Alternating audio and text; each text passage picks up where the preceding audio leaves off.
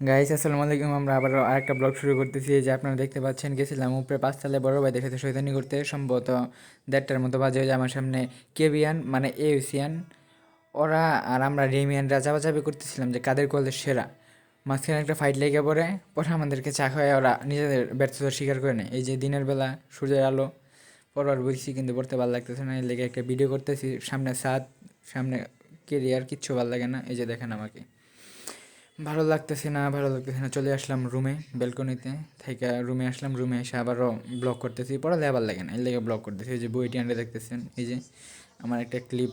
So আবারও এখন শুয়ে শুয়ে চিন্তা করতেছি জীবনে কী করতে হবে। পড়ালেখা করে কোনো লাভ নাই। সো সবাই বুঝাইতেছি যে কেউ পড়ালেখা করবেন না, সবাই বন্ডামি করবেন। আজকে আমরা প্রাইভেট পড়ার মাধ্যমে আমাদের ব্লগটা সমাপ্ত ঘোষণা করতেছি।